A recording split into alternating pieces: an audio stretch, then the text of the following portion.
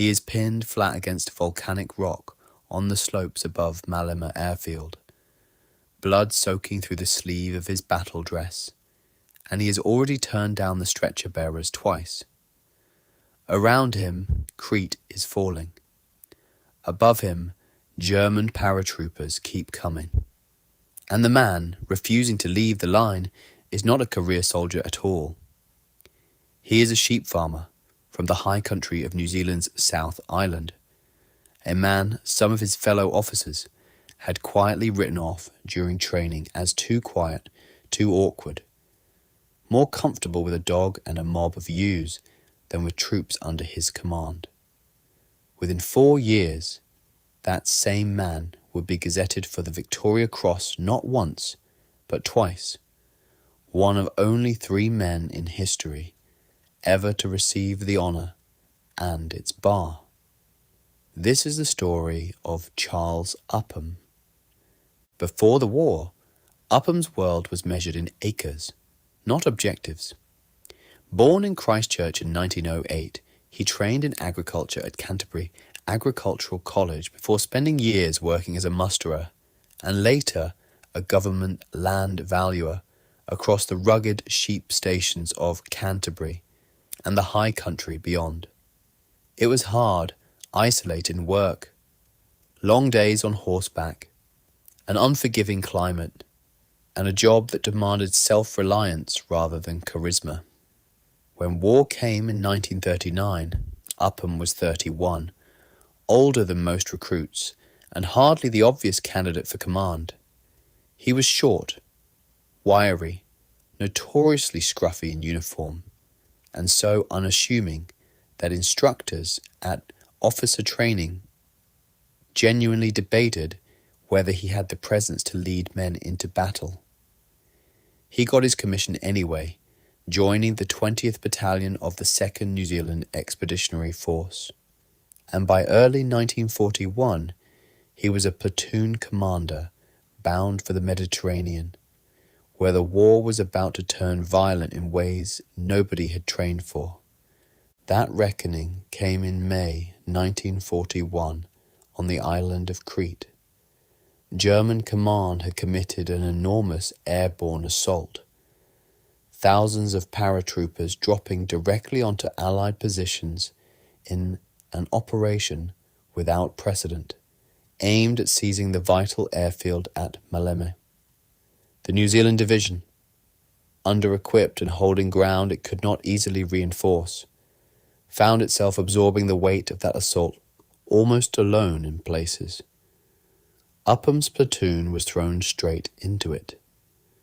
Over the following days, as German troops pushed inland from the coast and the beleaguered defenders tried to hold a crumbling line, Upham's actions became the stuff his commanders would later struggle to summarize without sounding as though they were exaggerating.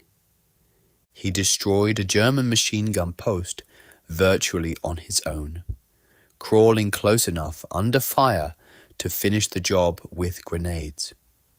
When his men were pinned by another position, he moved forward again, absorbing risk that by any normal calculation should have killed him. At one point, he was hit by mortar fire, his body peppered with shrapnel.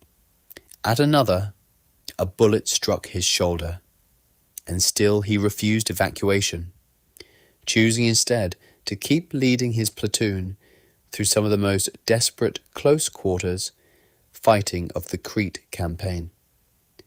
Soldiers who served under him would later describe a man who seemed almost indifferent to his own survival, not out of recklessness, but because he had decided quite calmly that his job was to keep his platoon alive, even if it cost him everything else. By the time the New Zealanders were forced into the brutal fighting retreat across the island that followed the loss of Alamein, Upham had been wounded multiple times and had personally accounted for the destruction of several enemy positions that had threatened to unravel his company's line entirely. Crete itself ended in defeat. The airfield was lost, and the Allied garrison was evacuated from the island's southern coast in a chaotic, costly withdrawal under near constant air attack. But out of that defeat came recognition of what Upham had done. On the 24th of October 1941, the London Gazette carried the citation for his Victoria Cross, describing action after action of the kind normally spread across an entire company's worth of citations, not one. For a man who had once been quietly doubted by his own training officers, it was a vindication almost too large to comprehend.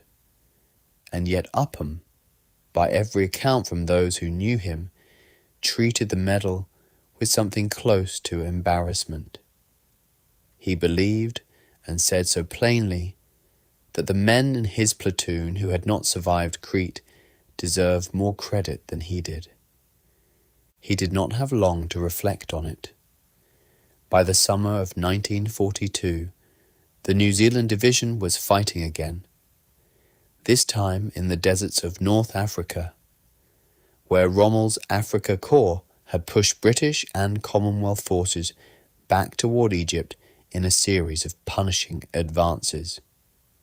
The critical stand came at El Alamein, and in mid-July, in the lead-up to that battle, Upham's unit was ordered into an assault on Ruwesat Ridge, a stretch of high, exposed desert ground that German and Italian forces had fortified with machine gun posts, artillery, and dug-in infantry.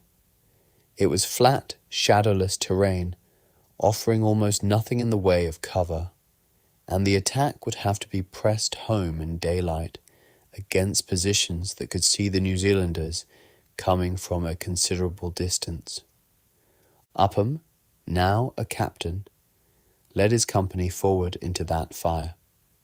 Once again, he moved ahead of his men to personally clear strong points that threatened to stall the whole advance, using grenades and close-range fire to silence positions that had pinned down other units for hours. He was wounded again during the fighting, his arm broken by machine gun fire at one point. Yet he continued directing his company's advance, refusing to be pulled from the field, even as the physical toll of 2 consecutive campaigns caught up with him. The ridge was eventually taken, though at heavy cost, and it became one of the grinding preliminary actions that shaped the Desert War in the weeks before Montgomery's decisive stand at El Alamein that autumn. Not long afterward, during further fighting in the desert, Upham was wounded so severely that he could no longer continue in the field, and he was captured by German forces. What followed was not the end of his story, but a strange and stubborn extension of it. As a prisoner of war, Upham became notorious among his captors for his repeated escape attempts. So persistent, in fact, that he was eventually transferred to Colditz Castle, the high-security camp reserved for prisoners considered the greatest security risk. He spent the remainder of the war there, still trying, by his own later account, to find a way out, right up until the camp was liberated in 1945. It was only after the war ended that the full picture of Ruwesat Ridge was properly assessed, and in September 1945, the London Gazette announced something that had never before been awarded to any soldier in the New Zealand forces, and had been given to only 2 other men in history, a bar to the Victoria Cross, recognizing a second, entirely separate act of valour by the same man. Charles Upham, the sheep farmer once judged too quiet for command, had been formally recognized for supreme courage twice within 4 years, in 2 different campaigns on 2 different continents. To this day, he remains one of only 3 men ever to receive the Victoria Cross and Bar, and the only combat soldier among them.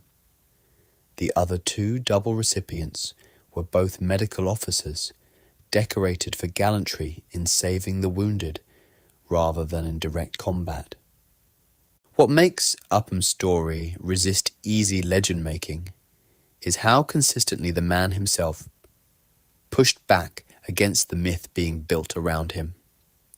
He returned to New Zealand deeply uncomfortable with fame, reportedly refusing offers of money and land that admirers wanted to give him, and insisting instead on going back to the same kind of high country farming life he had left behind in 1939. He took up sheep farming again in earnest, eventually developing his own property, and largely avoided public appearances, preferring the isolation of the land to any spotlight his medals might have afforded him. Those who visited him in later decades often remarked on the same thing his old training officers had once mistaken for weakness: an unassuming, almost reluctant manner, utterly at odds with the scale of what he had done in Crete and at Ruisat Ridge. He died in 1994, still remembered in New Zealand, not primarily as a war hero paraded for propaganda, but as a working farmer who happened to have performed twice under conditions that broke most men once. His story endures today less as a tale of a man born for battle than as evidence of something harder to dramatize.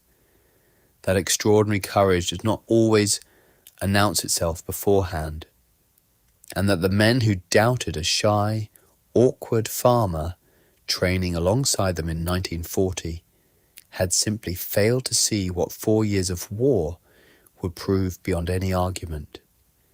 In the wider history of the Second World War, amid campaigns fought by armies and decided by generals, Charles Upham's 2 Victoria Crosses stand as a reminder that some of the most consequential moments of the conflict came down to a single man on a single ridge, refusing to stop.